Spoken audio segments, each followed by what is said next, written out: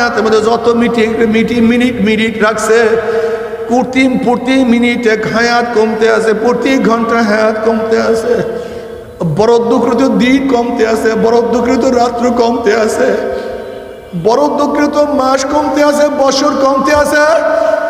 জানি না কার কত দিন, কার কত মিনিট, কার কত ঘন্টা, জানি না কে কখন মৃত্যুর বিছানায় পড়িয়া যাব।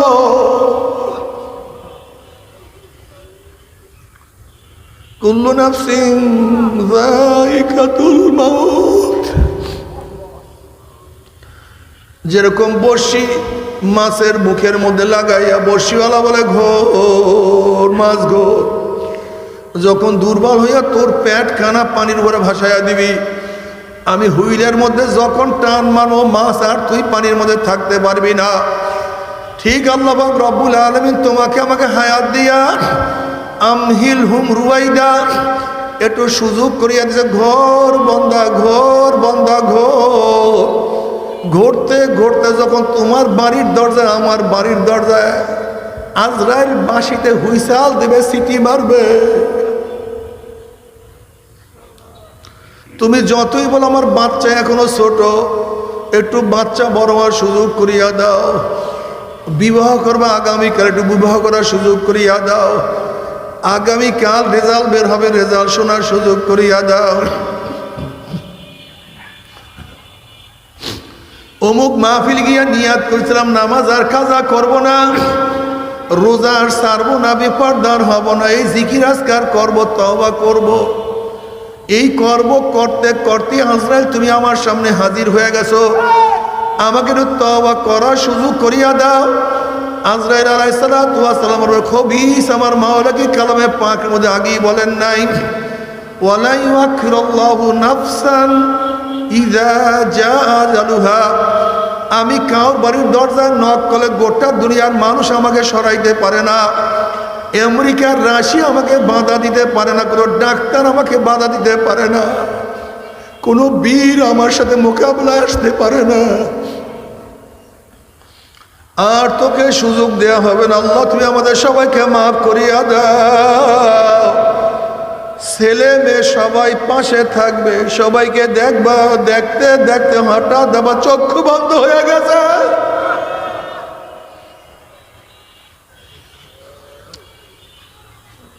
বাবা 2 দিন আগে 2 দিন পরে মৃত্যুর বিছানায় শুইতেই হবে রে বাবা। এ আমার যুবক বাবারা, মুরব্বী বাবারা, দুনিয়ার প্রত্যেকটা কাজ বারবার করা যায়, পরীক্ষায় একবার ফেল করলে বারবার পরীক্ষা দিয়ে পাস করার আশা করা যায়। দুনিয়ার ব্যবসায় একবার লস খেলে বারবার ব্যবসা করিয়া লাভ করার আশা করা যায়।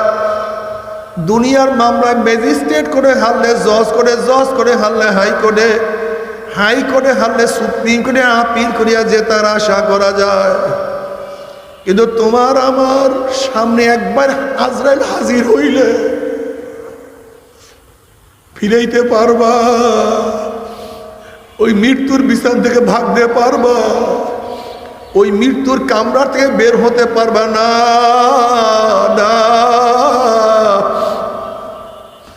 কি নিয়ে রওনা করছি, কোথায় রওনা করছি? খালি হাত, খালি হাত। আল্লাহ তুমি আমাদের মাফ করিয়া দাও। আল্লাহ না করুক, আল্লাহ না করুক, খোদা না কাজটা যদি নেকের মধ্যে ঘাটতি হইয়া যায়, নেক খালি হইয়া যায়,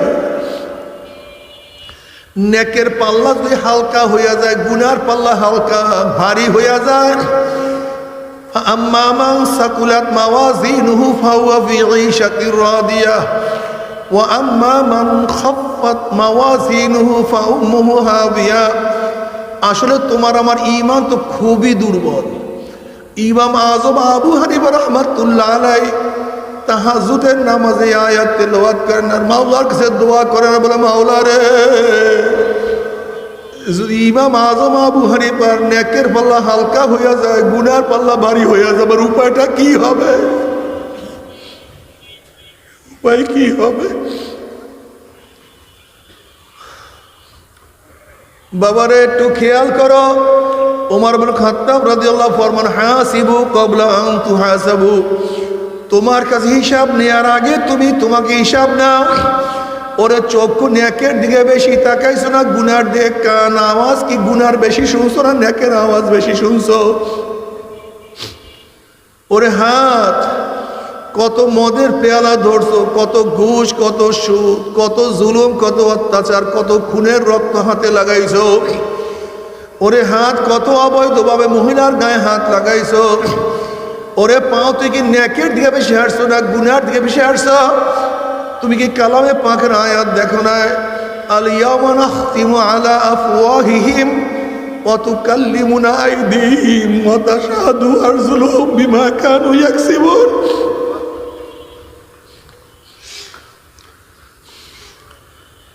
কিয়ামতের ময়দানে আল্লাহ পাক মুখকে বন্ধ করিয়া দিবে, হাত আল্লাহর সাথে কথা বলবে, পাও আল্লাহর সাথে কথা বলবে, গায়ের চামড়া আল্লাহর সাথে কথা বলবে। তুমি আমি ভুলিয়া যাই, কিরামান কাতিবিনা ইয়ালামুনা মা তাফআলুন। তোমার আমার স্মরণ নাই, কিন্তু দুই কাঁধের ফেরেশতা বলে না আল্লাহ, আল্লাহ আমাদের সবাইকে মাফ করিয়া দাও না, আল্লাহ আমাদের সবাইকে ক্ষমা করিয়া দাও, মাফ করিয়া দাও। যখনই আল্লাহর সামনে হাত কথা বলা শুরু করবে, আল্লাহ অমুক বারে মদ পান করছে, অমুক জায়গায় চুরি করছে, অমুক জায়গায় ঘুষ গ্রহণ করছে, অমুকের সময় অমুকে জুলুম করছে। কিয়ামতের মধ্যে আল্লাহ পাক রব্বুল আলামিন ওই ব্যক্তিকে এমন জায়গায় দাঁড় করতে বলবেন ফেরেশতাদেরকে, যেখান থেকে জাহান্নামের একটু গরম লাগে। কি লাগে? আপনারা জানেন জাহান্নামের গরম কত মাইল দূরের থেকে? 500 বছরের দূরের থেকে জাহান্নামের গরম লাগবে। গরমে গরমে জিভটা শুকিয়ে যাবে। আল্লাহ পাক এক ফেরেশতাকে বলেন, ফেরেশতা তার কাছের থেকে পানি নিয়ে ডাকবা, খবরদার পানি কিন্তু দিবা না, যতক্ষণ পর্যন্ত 1000 বছরের নেকের বিনিময় না দিবে ততক্ষণ পর্যন্ত পানি দিবা না। এক ফেরেশতা পাশের থেকে পানি পানি করে দৌড়াইছে। ওই ব্যক্তি তো পিপাসা, জীবন বের হয়ে যাইতেছে, বলবে ভাই আমাকে একটু পানি দাও। বলে মূল্য ছাড়া তো পানি দেবো না। বলে মূল্য পাবো কোথায়? বলে এটা দুনিয়া না, এটা আখিরাত। দুনিয়াতে টাকার বিনিময় সব কিছু ক্রয় করা যায়, আর আখিরাতে নেকের বিনিময় সব কিছু ক্রয় করা যায়। এইবারে সুবহানাল্লাহ বলবে না দেখবেন। এই একবার সুবহানাল্লাহ পড়ছেন কত নেক? 1000 নেক। জোরে বলেন। অন্য রাওয়ায়াতের মধ্যে একবার সুবহানাল্লাহ বলে আসমান জমিনের খালি জায়গা নেকে ভরিয়া যায়। এখন প্রশ্ন করতে পারেন, হুজুর এত নেক দিয়ে করবোটা কি? একটা প্রশ্ন আছে কি নাই? এত নেক, একটা কাজ করলে এত নেক, একটা দান করলে এত নেক, এত নেক দিয়ে করবোটা কি? একটা প্রশ্ন আছে কি নাই? খুব খেয়াল দিয়ে দেখেন, দুনিয়াতে সব কিছু ক্রয় করা যায় কিসের মাধ্যমে?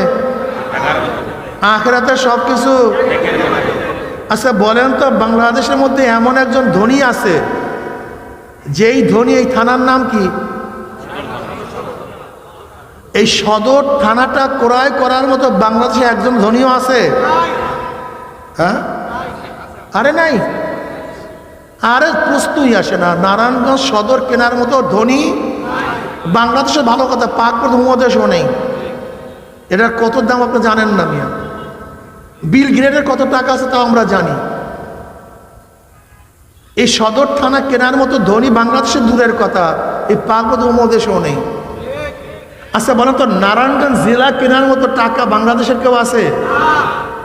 গোটা দুনিয়ার ধনীর কেউ আছে একা এই নারায়ণগঞ্জ জেলাটা কিনতে পারবে? বাংলাদেশ কেনার মতো টাকা কাউর আছে? অথচ আল্লাহ পাক যাকে ছোট্ট একটা জান্নাত দান করবেন, সেই জান্নাতটা দুনিয়ার চেয়ে 10 গুণ বড়। জোরে বলেন, কত গুণ বড়? আচ্ছা গোটা জান্নাত কেনার জন্য কি পরিমাণে নেকের দরকার বলেন তো? বলেন তো। আচ্ছা বলেন, বুরুজ আল খলিফা দুবাইয়ের ওইটা বানাবার জন্য কত হাজার কোটি মিলিয়ন ডলার ব্যয় হয়েছে। আর আল্লাহ পাক রব্বুল আলামিন জান্নাতের মধ্যে এক একটা বিল্ডিং বানাবেন হাজার হাজার তালা বিশিষ্ট।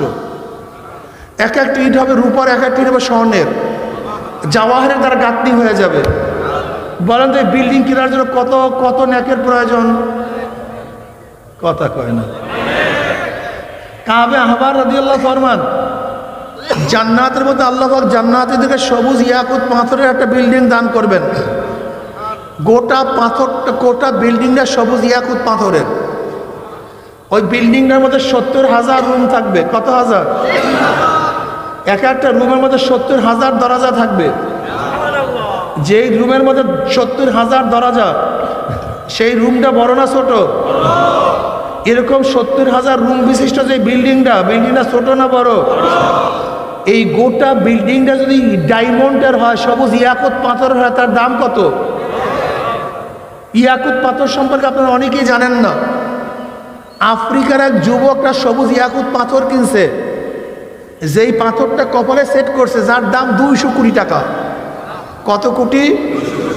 যদি দুনিয়ার ছোট্ট একটা মার্বেল সাইজের সে ছোট একটা পাথরের দাম 200 কোটি, সবুজ ইয়াকুত পাথর, তা জান্নাতের সবুজ ইয়াকুত পাথরের দাম কত? 70,000 রুম বিশিষ্ট যে বিল্ডিংটা হবে সবুজ ইয়াকুত পাথরের, ওই বিল্ডিংটার দাম কত বলেন তো? এর হিসাব করতে কেউ পারবে? কেনবেন কিভাবে? যদি আল্লাহ পাক অল্প কাজে বেশি নেক না দেয়, তা জান্নাতের মালিক হবেন কিভাবে? এই জন্য আল্লাহ পাক রহমান, আল্লাহ পাক রহিম, কাজ কম মায়না বেশি। জোরে বলেন, কাজ কম। একবার সুবহানাল্লাহ এত নেক, একবার আলহামদুলিল্লাহ এত নেক, দান করবি এত নেক, এক সেজদা এত নেক, নাহলে জান্নাত কিনবেন কিভাবে? যে জান্নাতটা দুনিয়ার চেয়ে 10 গুণ বড়। আজকে দেখেন আমাদের একটা বাগান সাজাতে কত টাকা লাগে। বসেন বসেন, এই বেয়াকুবগুলি বয়ানে দিয়ে খেয়াল নাই, শুধু ঘোরাফোরা করে। বয়ান তো সোজা না, বয়ান খুব কঠিন। কলফকে সিটিং করতে হবে বয়ানের দিকে। আজকে একটা বাগান করেন কত টাকা খরচ করে। জান্নাত মানি বাগিচা, জান্নাত মানি কি?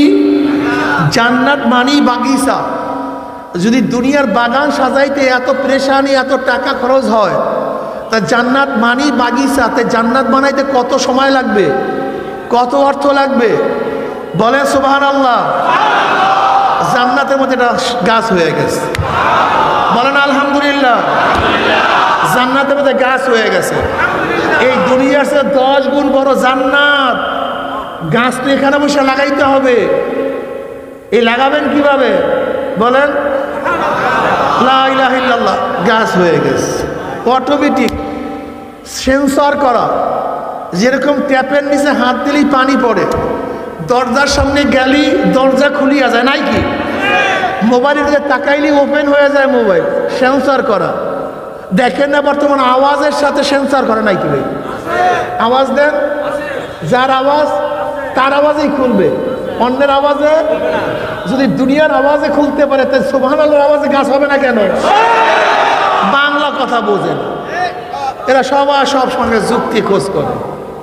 দুনিয়ার চাহরি যদি মোবাইল খুলতে পারে, হাতের সাপে যদি মোবাইল খুলতে পারে, গলা স্বরে যদি দরজা খুলতে পারে, সংযোগ খুলতে পারে, তাহলে সুবহানাল্লাহ আওয়াজের সাথে জান্নাতের গাছের সাথে সম্পর্ক আছে কি নাই?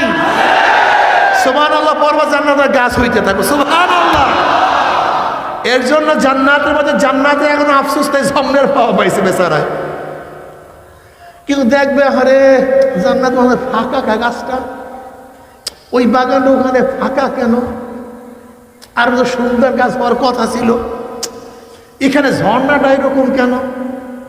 এখানে ঝর্ণাটা হলে তার ভালো লাগতো, কথাটা কয় না।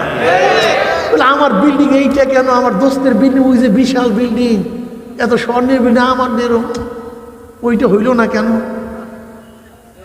কেন আফসোস করবে? ওয়ান মুআয ইবনে জাবাল রাদিয়াল্লাহু قال রাসূলুল্লাহ সাল্লাল্লাহু আলাইহি ওয়াসাল্লাম লাইসা ইয়াতাহাসসার আহলুল জান্নাহ ইল্লা আলা সাআতিন মাররাত বিহিম লাম ইয়াসকুল্লাহ তাআলা ফিহা। জান্নাতের মধ্যে জান্নাতের আর কোনো আফসোস করবে না, ওই সময়টার জন্য আফসোস করবে, আরে আর একটা বার জিকির করতাম, আর একটা বার আলহামদুলিল্লাহ পড়তাম, আর একবার লা ইলাহা ইল্লাল্লাহ পড়তাম, তাহলে আমার বাগানটা অসম্পূর্ণ থাকতো না, বাগানটা পূর্ণ হয়ে যাইত। অর্থাৎ দুনিয়ার মধ্যে যেই সময়টুকু মাওলার জিকির ছাড়া কাটায়া দিবে, জান্নাতীরা শুধু ওই সময়টুকুর জন্য আফসোস করবে, আর কোনো কিছুর জন্য আফসোস করবে না। জান্নাত পাওয়া পাইছে, দুনিয়ার সে 10 গুণ বড় জান্নাত, কোনো শেষ নেই, সীমানা নাই, উদ্যান, ঝর্ণা, বিল্ডিং, গাছ পালা জন্মের পাওয়া পাইছে। তা জান্নাত ক্রয় করার জন্য কি লাগবে? কম নাকে হবে, ন্যাক একটু বেশি লাগবে, একটু অগণিত ন্যাক লাগবে। ন্যাক কামাই করো,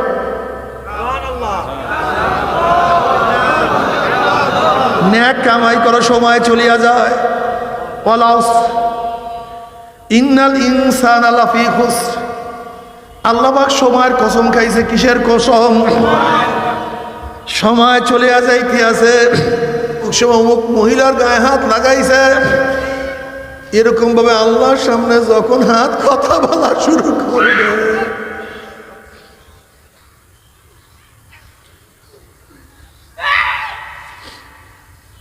যখন পা কথা বলবে, আল্লাহ চুরি করার জন্য হাঁটছে, ডাকাতি করার